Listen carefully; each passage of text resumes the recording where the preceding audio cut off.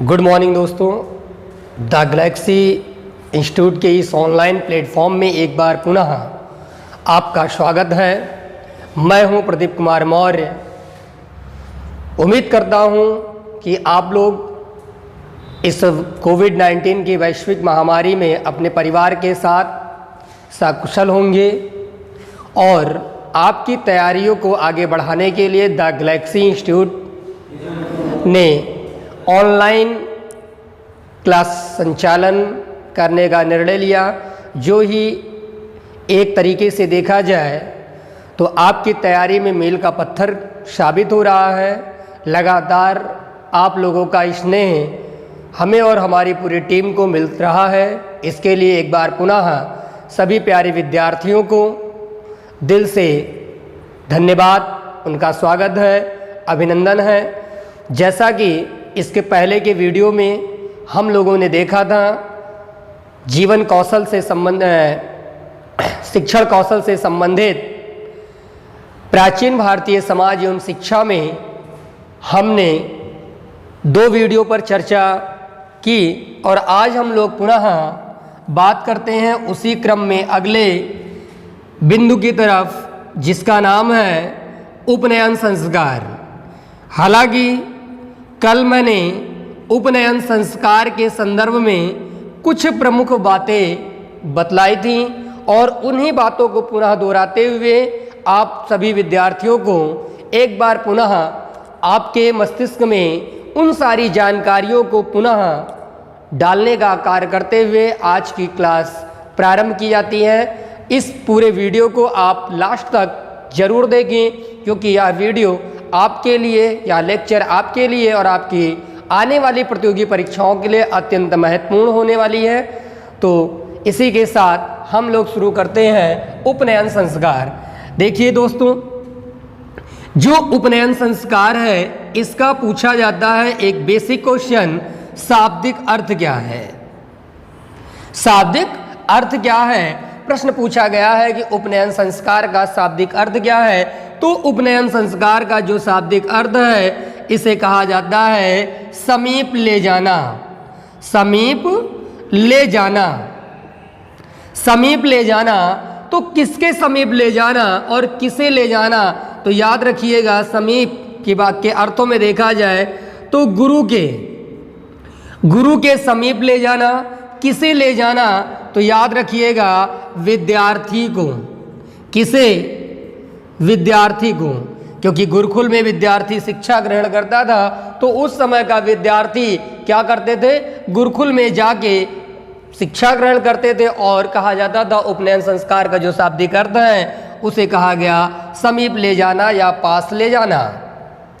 ऐसी स्थिति में उपनयन संस्कार के बारे में भी बताया गया था कि उपनयन जो संस्कार है वो 3 वर्गों का किया जाता है, या यूं कहा जाए उपनयन संस्कार किन वर्णों का किया जाता है। तो उपनयन संस्कार ब्राह्मण वर्ग का किया जाता है, क्षत्रिय वर्ग का और वैश्य कुल में जन्मे बालक का उपनयन संस्कार किया जाता था, जबकि शूद्र कुल में जन्मे हुए व्यक्ति को या जन्मे हुए बालक को द्विज का अधिकारी नहीं माना जाता था। एक तरीके से ये देखा जाए पूरे वैदिक कालीन शिक्षा व्यवस्था में एक कहा जाता है कि एक आलोचना का कारक बनता है, एक आलोचना का कारण बनता है और इसी आलोचनाओं के परिणाम स्वरूप आगे चलकर हम लोग बात करेंगे बौद्ध काल के बारे में, तो उसके बारे में आगे हम अध्ययन करते हैं। लेकिन यहाँ जो महत्वपूर्ण बिंदु है कि द्विज का अधिकारी किसे माना गया, तो द्विज का अधिकारी प्रश्न पूछा जाता है कि द्विज का अधिकारी किसे माना जाता है। तो द्विज का अधिकारी ब्राह्मण को माना गया है, क्षत्रिय को माना गया और वैश्य को माना गया। एक प्रश्न तो ये हो गया। देन सेकंड प्रश्न पूछा जाता है निम्नलिखित में से किसे द्विज का अधिकारी नहीं माना जाता है। तो द्विज का अधिकारी किसे नहीं माना गया है, तो याद रखिएगा द्विज का अधिकारी किसे नहीं माना गया है, तो याद रखिएगा शूद्र को। शूद्र को द्विज का अधिकारी नहीं माना गया है। ये प्रश्न आपको याद रखना होगा। दूसरी बात, कल आप लोगों को बताया गया था, एक ऐसे आप लोग एक टेबल बना लीजिए क्योंकि ये टेबल आपकी परीक्षाओं के लिए अत्यंत कारगर साबित होगा। यहां पर लिख लीजिएगा वर्ण, वर्ण का मतलब ब्राह्मण, क्षत्रिय और वैश्य। यहां लिखिएगा समय सीमा, किस वर्ष तक से प्रारंभ होता था उपनयन संस्कार और कब तक चलता था, यह समय सीमा। फिर इसके बाद में उपनयन संस्कार के समय मंत्र का उच्चारण कराया जाता था। तो ब्राह्मण के लिए किस मंत्र का उच्चारण कराया जाता था और क्षत्रिय के लिए किस मंत्र का उच्चारण कराया जाता था और वैश्य कुल में जन्मे बालक को किस प्रकार के मंत्रों का उच्चारण कराया जाता था। तत्पश्चात हम यहाँ पर देखेंगे एक और बिंदु, ऋतु। कौन सी ऋतु में किसका संस्कार होता है। जैसे मुख्यतः कहा जाता है कि 3 प्रकार की हमारी ऋतुएं पाई जाती हैं, बसंत ऋतु, ग्रीष्म ऋतु और शरद ऋतु। तो बसंत ऋतु में किस वर्ण का संस्कार किया जाता है, ग्रीष्म ऋतु में किस वर्ण का संस्कार किया जाता था और शरद ऋतु में किस वर्ण का संस्कार किया जाता था। तो ये जो महत्वपूर्ण प्रश्न आपके सामने हैं, इन प्रश्नों पे हम चर्चा करते हैं। और आप देखिएगा कि जो ब्राह्मण कुल में जो बालक जन्म लेते थे उनका उपनयन संस्कार 8 वर्ष से प्रारंभ होकर 16 वर्ष तक चलता था। कब से कब तक चलता था, तो 8 वर्ष से प्रारंभ होकर 16 वर्ष तक का समय सीमा जो निर्धारित किया गया था, यह किसके लिए निर्धारित किया गया था, तो यह ब्राह्मण कुल के बालक के लिए किया गया था। और ब्राह्मण कुल के बालक का जो उपनयन संस्कार करवाया जाता था, उस समय जो मंत्रों का उच्चारण कराया गया, तो वह मंत्र कैसे थे, वह मंत्र गायत्री मंत्र थे। कौन से मंत्र थे, गायत्री मंत्र थे। और गायत्री मंत्र के उच्चारण के साथ साथ इनका प्रारंभ होता था उपनयन संस्कार। अब इसके बाद हम बात करते हैं किस ऋतु में ब्राह्मण का उपनयन संस्कार होता था। तो याद रखिएगा कि बसंत ऋतु। कौन सी ऋतु, बसंत ऋतु। कहा जाता है कि भारतीय मौसम के अनुसार सबसे जो अनुकूल, भारतीय जलवायु के अनुसार जो सबसे अनुकूल जलवायु मानी जाती है या ऋतु जो मानी जाती है, वो मानी गई है बसंत ऋतु। क्योंकि बसंत ऋतु के समय अगर आप देखिए तो ना तो ज़्यादा ठंडी होती है और ना ही ज़्यादा गर्मी होती। ऐसी स्थिति में भारतीय जलवायु के अकॉर्डिंग देखा गया, जो भारतीय जलवायु के अकॉर्डिंग देखा गया जो सबसे बेहतरीन ऋतु मानी गई, वह ऋतु मानी गई है कौन सी ऋतु, बसंत ऋतु। और ब्राह्मण का उपनयन संस्कार माना जाता था कब प्रारंभ होता था, तो वह माना गया बसंत ऋतु में। कारण क्या है, यहाँ पर अगर एक लॉजिक और है, वर्ण व्यवस्थाओं की उत्पत्ति के संदर्भ में कहा जाता है कि ब्राह्मण का जो उत्पत्ति हुआ वो ब्रह्मा के मुख से हुआ, ब्रह्मा के मुख से हुआ। क्षत्रिय का उद्भव होता है या निर्माण होता है वह ब्रह्मा की भुजाओं से। वैश्य का जो निर्माण होता है वह निर्माण उदर से होता है और शूद्र का निर्माण जंघाओं से होता है। ठीक इसी क्रम में अगर आप देखेंगे तो ब्राह्मण का जो उद्भव माना गया वो ब्रह्मा के मुख से, अर्थात इस सृष्टि में सबसे पहला जो व्यक्ति माना गया उसे ब्राह्मण माना गया। और सबसे पहला और ऋतु जो माना गया वह ऋतु क्या है, वह ऋतु माना गया बसंत ऋतु। इसी के साथ साथ गायत्री मंत्र सबसे उत्तम मंत्र माना गया और इसी मंत्रों के साथ इनका उपनयन संस्कार होता था। कब, 8 वर्ष से न्यूनतम उम्र 8 वर्ष और मैक्सिमम 16 वर्ष के बालकों का उपनयन संस्कार करवाया जाता था। साथ ही साथ क्षत्रिय की अगर बात करें तो न्यूनतम जो उम्र थी वो 11 वर्ष और मैक्सिमम 22 वर्ष के बालकों का उपनयन संस्कार कराया जाता था। और मंत्रों की अगर हम बात करें कि क्षत्रिय को किस मंत्र का उच्चारण कराया जाता था या क्षत्रिय कुल में जन्मे बालक का किस प्रकार का, क्षत्रिय कुल में जन्मे हुए बालक है उनका किस प्रकार का मंत्र का उच्चारण कराया जाता, तो आपको याद रखना होगा त्रिष्टुप मंत्र। कौन सा मंत्र, त्रिष्टुप मंत्र। एक हिंदी में आप देखेंगे, एक हिंदी में आपको देखने को मिलेगा, पढ़ने को मिलेगा त्रिष्टुप छंद। जो आज आप देख रहे हैं त्रिष्टुप छंद जो है वह उस समय क्या होते थे, त्रिष्टुप मंत्र के रूप में होते थे। और ऋतु की बात की जाए, यदि ऋतुओं की बात की जाए तो वसंत ऋतु के बाद में कौन सी ऋतु आती है, बसंत ऋतु के बाद में जिस ऋतु का नाम है उस ऋतु का नाम है ग्रीष्म ऋतु। अब आप देखिएगा क्योंकि क्षत्रिय हैं, क्षत्रिय का कर्तव्य था कि समाज या राज्य की सुरक्षा करना। यदि उनकी भुजाओं में गर्मी का एहसास ना हो, यदि क्षत्रिय की भुजाओं में गर्मी का एहसास ना हो तो उन्हें क्षत्रिय नहीं माना जाता था, उन्हें वीर नहीं माना जाता था। और इसीलिए गर्मी के मौसम में, इसीलिए कहा जाता है कि गर्मी के मौसम में जो मनोभाव हमारे होते हैं वह क्या होते हैं, बहुत ज़्यादा उद्वेलित होते हैं। इसीलिए क्षत्रियों का जो उपनयन संस्कार कराया जाता था वह ग्रीष्म ऋतु में कराया जाता था त्रिष्टुप मंत्र के साथ। और उम्र की अगर बात करें तो 11 वर्ष का से बालक 22 वर्ष तक के बालकों को हम उपनयन संस्कार में शामिल करते थे।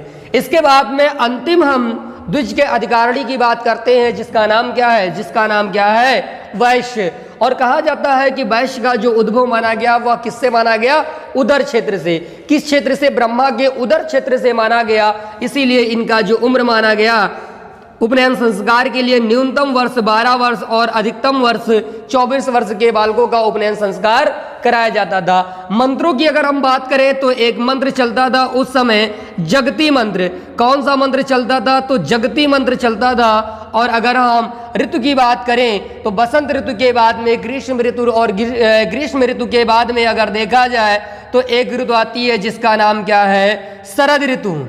क्या नाम है, शरद ऋतु। और इस शरद ऋतु में, अर्थात शरद का मतलब जो ठंडी का महीना होता है, उस भीषण ठंडी कड़ाके की ठंडी में वैश्य का कराया जाता था क्या, उपनयन संस्कार। और किस मंत्र के साथ, जगती मंत्र के साथ। क्योंकि जगती मंत्र में व्यवसायिक गतिविधियों का संचालन कैसे किया जाए, व्यवसायिक आचार नीति का अनुपालन कैसे किया जाए, इन सारी विशेषताओं का जो वर्णन मिलता है वह वर्णन मिलता है जगती मंत्र के साथ। और इसी जगती मंत्र के माध्यम से शरद ऋतु में वैश्यों का क्या किया जाता था, उपनयन संस्कार करवाया जाता था, उपनयन संस्कार कराया जाता था। तो यहाँ तक आपको समझ में आ गया होगा कि ये आपके लिए कितना महत्वपूर्ण टॉपिक है, कितना महत्वपूर्ण बिंदु है। इसे आप लोग फटाफट अपने नोटबुक में नोट कर लीजिए। इसके बाद में आज हम बात करते हैं कि शिक्षा शब्द का ऋग्वेद में, शिक्षा शब्द का किस ऋग्वेद के किस मंडल में वर्णन मिलता है।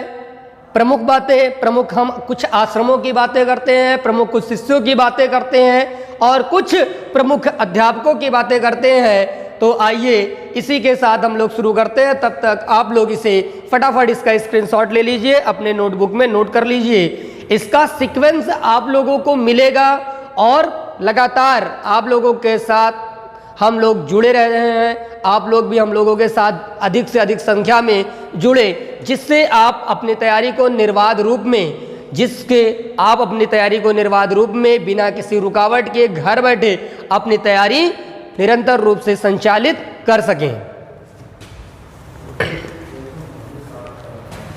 आज हम बात करते हैं जो महत्वपूर्ण बिंदु है। एक प्रश्न पूछा जाता है कि शिक्षा, क्योंकि आप सभी को विदित है, जानकारी है कि जो शिक्षा है वह किस धातु से बना है, तो शिक्षा जो है वो शिक्ष धातु से बना है।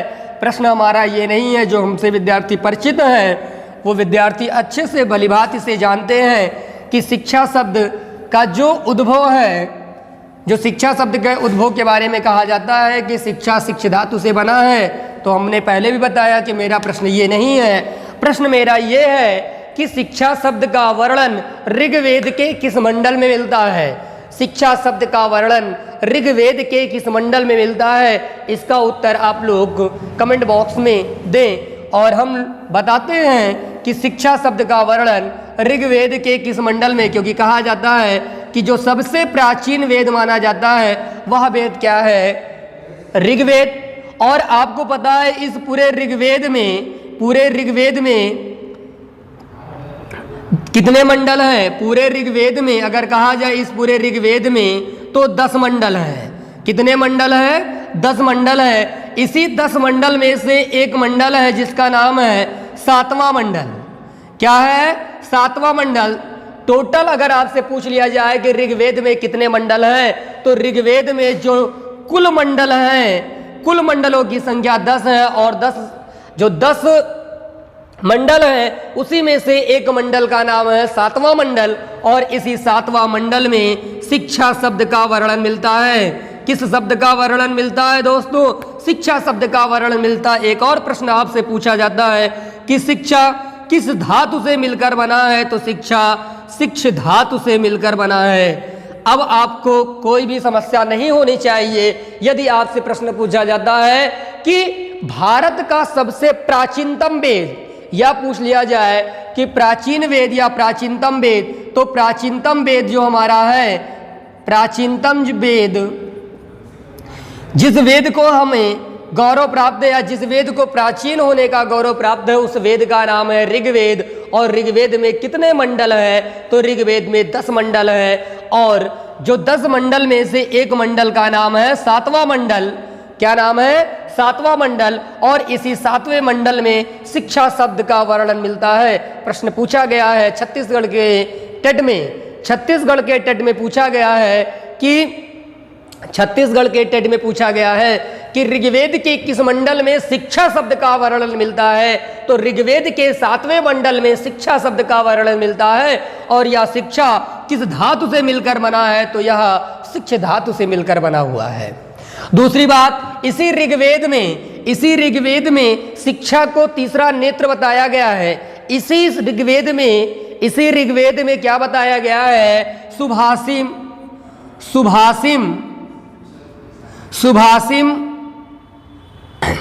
रत्नम, सुभाषिम रत्नम,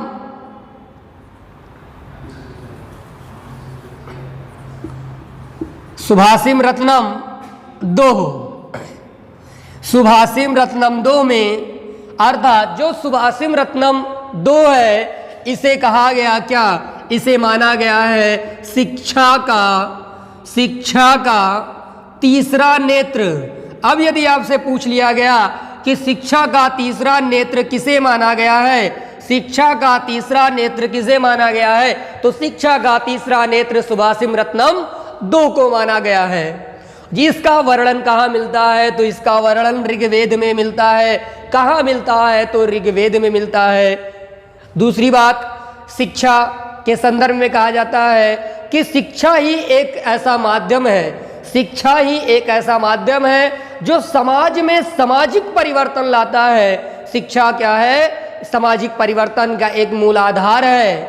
क्या है? एक मूल आधार है। और आपको मैंने पहले भी बताया है कि वैदिक कालीन शिक्षा का जो प्रमुख उद्देश्य है, वैदिक कालीन शिक्षा का जो प्रमुख उद्देश्य है, उसे बताया गया क्या? मोक्ष की प्राप्ति। और इसी के संदर्भ में एक महान विचारक है जिनका नाम है शंकराचार्य।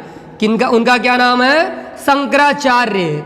आचार्य शंकराचार्य के शब्दों में कहा जाता है, या इनका एक बहुत बड़ा कोटेशन है। विभिन्न प्रकार के जो हम लोग वाइवा देते हैं, चाहे वो इंटरनल हो चाहे एक्सटर्नल हो, उन वाइवा में या विभिन्न प्रकार के इंटरव्यू में इनका कोटेशन पूछा जाता है कि शंकराचार्य के बारे में कोई एक स्टेटमेंट बताइए। शंकराचार्य ने शिक्षा के संदर्भ में एक महत्वपूर्ण बातें बतलाई है। वह महत्वपूर्ण बातें क्या है? इसके बारे में चर्चा पर चर्चाएं बहुत बार पूछी गई हैं। विभिन्न परीक्षाओं में, प्रतियोगी परीक्षाओं में क्वेश्चन भी पूछे जा रहे हैं। तो आपको याद रखना होगा, शंकराचार्य ने कहा है शह विद्या या विमुक्तई, शह विद्या या विमुक्तई, शह विद्या या विमुक्तई, अर्थात विद्या वह है, अर्थात विद्या वह है जो हमें मुक्ति दिलाए। मुक्ति का सेंस क्या है? मोक्ष प्रदान करना। और पहले भी हमने बताया कि वैदिक कालीन शिक्षा का प्रमुख उद्देश्य क्या है? वैदिक कालीन शिक्षा का प्रमुख उद्देश्य मोक्ष की प्राप्ति या मुक्ति प्रदान करने का एक साधन है। और इसी के संदर्भ में कहा गया शंकराचार्य के शब्दों में श विद्या या विमुक्तई, अर्थात विद्या वह है जो हमें क्या दिलाती है? मुक्ति दिलाती है। शा विद्या या विमुक्तई, अर्थात विद्या वह है जो हमें मुक्ति दिलाती है। ये आपको महत्वपूर्ण बिंदु है। इसे आप लोग अपनी नोटबुक में नोट करके रखिएगा, क्योंकि ये बार बार परीक्षाओं में क्वेश्चन पूछे जाते हैं। प्राचीनतम वेद ऋग्वेद, टोटल मंडल, कुल मंडलों की संख्या 10, शिक्षा शब्द का वर्णन किस मंडल में मिलता है? तो सातवें मंडल में। और किस धातु से बना है? तो शिक्ष धातु से बना है। शिक्षा का तीसरा नेत्र किसे माना जाता है? तो शिक्षा का जो तीसरा नेत्र माना जाता है सुभाषिम रत्नंदो को माना जाता है। शंकराचार्य के शब्दों में कहा जाता है स विद्या या विमुक्त ही, विद्या वह है जो हमें मुक्ति दिलाती है। विद्या वह है जो हमें मुक्ति दिलाती है। इसे आप लोग अपने नोटबुक में आप इसे क्या करिए, नोट कर लीजिए, इसका स्क्रीनशॉट ले लीजिए। और आज हम बात करते हैं कुछ प्रमुख आश्रमों की, जो आपकी परीक्षाओं में बार बार क्वेश्चन पूछे जा रहे हैं। ठीक है, जो हमारे प्रतियोगी छात्र हैं, जो रीट की तैयारी कर रहे हैं, राजस्थान एलिजिबिलिटी टेस्ट की जो तैयारी कर रहे हैं, वहाँ के दृष्टिकोण से भी हमारा ये आज का टॉपिक अत्यंत महत्वपूर्ण होगा। ठीक है, तो इसे आप लोग मिस बिल्कुल मत करिएगा, वीडियो को स्किप करके बिल्कुल मत देखिए, पूरा कंटिन्यू में आप लोग देखते जाएंगे तो आपकी तैयारी विभिन्न शिक्षक भर्ती परीक्षाओं के लिए महत्वपूर्ण टॉपिक चल रहा है। और इसे आप अपने दोस्तों को भी शेयर करना बिल्कुल ना भूलिए। यदि आपको मित्र का कल्याण करना हो, अगर आपको अपने मित्र का कल्याण करना हो, यदि आप चाहते हैं कि हमारे साथ हमारा मित्र भी रोजगार में हो, तो इसे वीडियो को आप लाइक कराएं, शेयर करें और सब्सक्राइब करें। आज हम बात करते हैं वैदिक कालीन शिक्षा में कुछ प्रमुख आश्रम। क्या है? कुछ प्रमुख आश्रम। और इन प्रमुख आश्रमों की अगर हम बात करें तो इसे हम दो भागों में डिवाइड कर लेते हैं। तो पहला अगर हम देखें, इसे हम दो भागों में बांटते हैं। तो प्रमुख आश्रम को सबसे पहले हम किसके आधार पर देखते हैं? ग्रंथ के आधार पर। किसके आधार पर? ग्रंथों के आधार पर। अब हमारे यहाँ सबसे जो प्रमुख ग्रंथ माने गए हैं वो 3 प्रकार के ग्रंथ माने गए हैं। कितने प्रकार के ग्रंथ माने गए हैं? 3 प्रकार के। पहला है आपका भागवत पुराण। दूसरा हमारा जो प्रमुख ग्रंथ माना गया वो माना जाता है रामायण। और तीसरा जो प्रमुख ग्रंथ माना गया उसे माना गया महाभारत। ये 3 प्रमुख ग्रंथ माने गए हैं। और इन 3 प्रमुख ग्रंथ जो हमारे ग्रंथ हैं, इन 3 ग्रंथों में से किस आश्रम का वर्णन या किस आश्रम का उल्लेख मिलता है, इस पर आज हम लोग चर्चा करते हैं। तो देखिएगा, सबसे महत्वपूर्ण बातें ये हैं कि भागवत पुराण की रचना किसने की, अर्थात रचनाकार की बातें करें अगर हम, तो भागवत पुराण की जो रचना करने वाला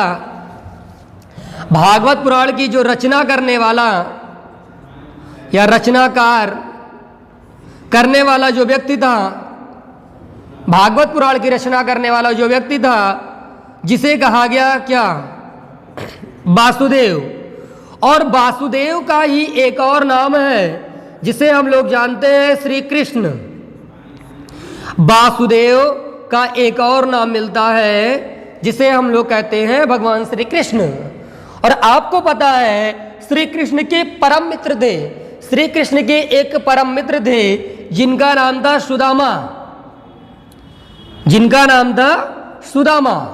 श्री कृष्ण और सुदामा ने जिस गुरु के आश्रम में, श्री कृष्ण और सुदामा ने जिस गुरु के आश्रम में शिक्षा ग्रहण की थी, उन गुरु का क्या नाम है? उन गुरु का नाम है संदीपनी गुरु। क्या नाम है? संदीपनी गुरु या संदीपनी मुनि। अर्थात संदीपनी गुरु का जो संदीपनी गुरु है, यही भागवत पुराण में जब वासुदेव के द्वारा भागवत पुराण की रचना की जाने लगी, तब उन्होंने अपने इस पवित्र ग्रंथ में अपने गुरु का वर्णन किया। इन्होंने क्या किया? अपने गुरु का वर्णन किया। अब यदि आपसे प्रश्न पूछा जाए भागवत पुराण की रचना किसने की, तो भागवत पुराण की रचना वासुदेव ने की। दूसरी बात, भागवत पुराण में किस गुरु का उल्लेख मिलता है, तो संदीपनी गुरु का उल्लेख मिलता है। और एक और बात याद रखिएगा, क्योंकि हम पढ़ रहे हैं क्या प्रमुख आश्रम हम पढ़ रहे हैं प्रमुख आश्रम, तो भागवत पुराण में संदीपनी आश्रम का वर्णन मिलता है, संदीपनी आश्रम का वर्णन मिलता है। अब देखिएगा यहीं पर एक छोटा सा प्रश्न निकलता है कि भागवत पुराण में किस गुरु का वर्णन मिलता है, तो भागवत पुराण में संदीपनी गुरु का वर्णन मिलता है। और अगर आश्रम के बारे में पूछा जाए तो भागवत पुराण में संदीपनी आश्रम का वर्णन मिलता है। दूसरी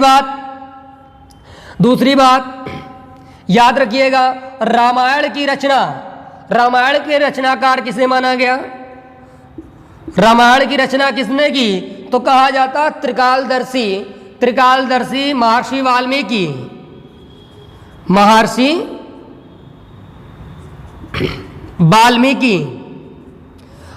वाल्मीकि। और आपको पता होगा कि महर्षि वाल्मीकि किसके गुरु थे? तो आपको याद रखना होगा ये लौ और कुश के गुरु थे। किसके गुरु थे? लौ और कुश के गुरु थे। यह भी प्रश्न पूछा गया है कि रामायण की रचना किसने की? तो रामायण की रचना महर्षि वाल्मीकि के द्वारा किया गया। ठीक, और महर्षि वाल्मीकि किसके गुरु थे? यह प्रश्न यूँ पूछा जाता है कि प्रश्न ये भी पूछा जा सकता है, आपकी परीक्षाओं के लिए महत्वपूर्ण बिंदु है कि लौ और कुश के गुरु का क्या नाम है? तो लौ और कुश के गुरु का नाम महर्षि वाल्मीकि है।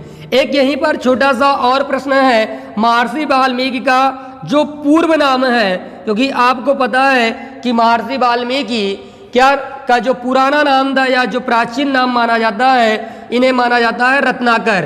क्या माना जाता है? रत्नाकर माना जाता है। तो यह भी आपसे पूछा जा सकता है कि महर्षि वाल्मीकि का पूर्व नाम क्या है? तो रत्नाकर। और रामायण की रचना किसने की? तो रामायण की रचना महर्षि वाल्मीकि के द्वारा की गई। लौ कुश के गुरु कौन थे? तो महर्षि वाल्मीकि। इसके बाद में हम ग्रंथों के आधार पर हम अंतिम ग्रंथ की बात करते हैं जिसका नाम है महाभारत। अब महाभारत की अगर बात करें तो इसके रचनाकार माने जाते हैं वेद व्यास जी। लेकिन वेद व्यास ने केवल महाभारत की रचना की। और आपको पता है कि जो महाभारत का युद्ध होता है कुरुक्षेत्र के मैदान में 18 दिन चलने वाला यह युद्ध है, किसके बीच में चला? तो आपको याद रखना होगा कि कौरव और पांडवों के बीच में। कौरवों और पांडवों के जो गुरु थे उनको माना गया गुरु द्रोणाचार्य। और महाभारत में जिस आश्रम का वर्णन मिलता है वह है, किस आश्रम का वर्णन मिलता है? द्रोणाचार्य आश्रम का वर्णन मिलता है। ये बात आपको याद रखनी होगी कि महाभारत में किस आश्रम का वर्णन मिलता है? तो द्रोणाचार्य आश्रम का वर्णन मिलता है। जबकि रामायण में किस आश्रम का वर्णन मिलता है? तो रामायण में महर्षि वाल्मीकि के आश्रम का वर्णन मिलता है। ये बात आपको याद रखना होगा। इसके बाद में हम लोग कल पुनः इसी सेगमेंट को आगे लेकर चलते हैं। अभी तक मैंने देखा कि किसके आधार पर प्रमुख आश्रमों का वर्णन किया जा रहा था? तो ग्रंथों के आधार पर। कल हम लोग पुनः इसी का क्लास को कंटिन्यू करते हुए कल हम लोग देखेंगे कि गुरुओं के आधार पर वैदिक कालीन शिक्षा व्यवस्था में किन आश्रमों का वर्णन मिलता है। तब तक के लिए आप लोग इस पूरे वीडियो को आप लोग पढ़िए, समझिए, और यदि किसी प्रकार की कोई जिज्ञासा हो तो आप लोग इसका अपने प्रश्न, किसी के कोई प्रश्न हो तो आप कमेंट बॉक्स में देने का प्रयास करें। तब तक के लिए स्वस्थ रहे, मस्त रहे। जय हिंद, जय भारत।